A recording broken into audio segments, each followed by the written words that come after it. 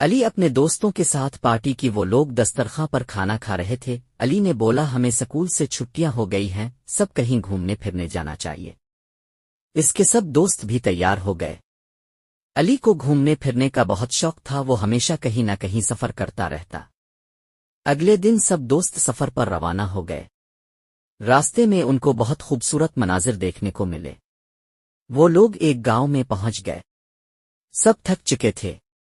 انہوں نے سوچا کچھ دیر آرام کر لیا جائے، پھر کہیں گھومنے جائیں گے۔ سب سو گئے۔ علی سے رہا نہ گیا اور وہ اکیلا ہی باہر سیر کرنے چلا گیا۔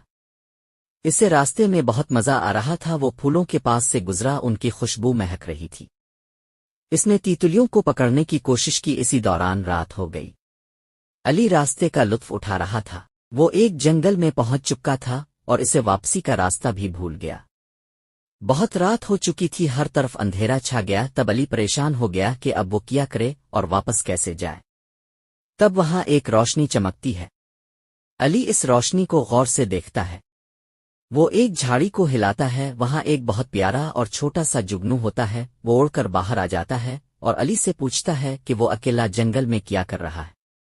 علی جگنو کو بتاتا ہے کہ میں اپنے دوستوں کے ساتھ ایک گاؤں میں سیر کرنے آیا ہوں، مگر اب میں راستہ بھول گیا ہوں اور اندھیرا بہت ہو گیا ہے۔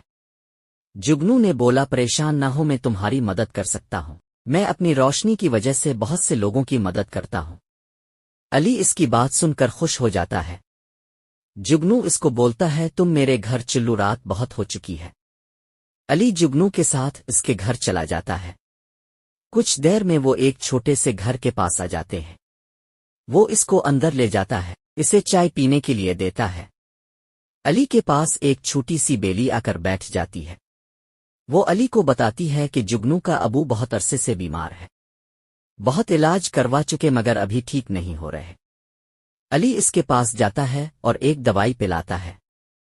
اس کو پینے سے کچھ دیر بعد بڑا جگنو بالکل ٹھیک ہو جاتا ہے۔ سب بہت خوش ہو جاتے ہیں۔ جگنو علی سے کہتا ہے چلو میں تمہیں اپنے دوستوں سے ملواتا ہوں۔ ایک خرگوش، ایک چڑیا اور بہت سارے جگنو، وہ سب بھی علی کو دیکھ کر خوش ہو جاتے ہیں۔ وہ بہت شرارتیں کرتے ہیں، مل کر پارٹی کرتے ہیں۔ اچانک علی اداس ہو جاتا ہے۔ سب دوست اس سے پوچھتے ہیں کہ کیا بات ہے، تم اداس کیوں ہو گئے ہو؟ وہ کہتا ہے کہ مجھے میرے ماں باپ کی بہت یاد آ رہی ہے، وہ لوگ میرے لیے پریشان ہو رہے ہوں گے۔ جگنو اس کو تسلی دیتا ہے کہ وہ اسے اپنی روشنی کے ذریعے جنگل سے باہر لے جائے گا۔ اگلے لمحے وہ چل پڑتے ہیں۔ جگنو اس کو لے جا رہا ہوتا ہے کہ راستے میں اس کو ایک شیشہ پڑا ہوا نظر آتا ہے۔ علی شیشے میں دیکھتا ہے، اس میں اسے ایک ریچھ نظر آتا ہے۔ وہ علی سے کہتا ہے مجھے کسی جادوگر نے قید کر لیا ہے، میری مدد کرو۔ علی فوراً شیشہ سے اس کو چھوڑانے پہنچ جاتا ہے۔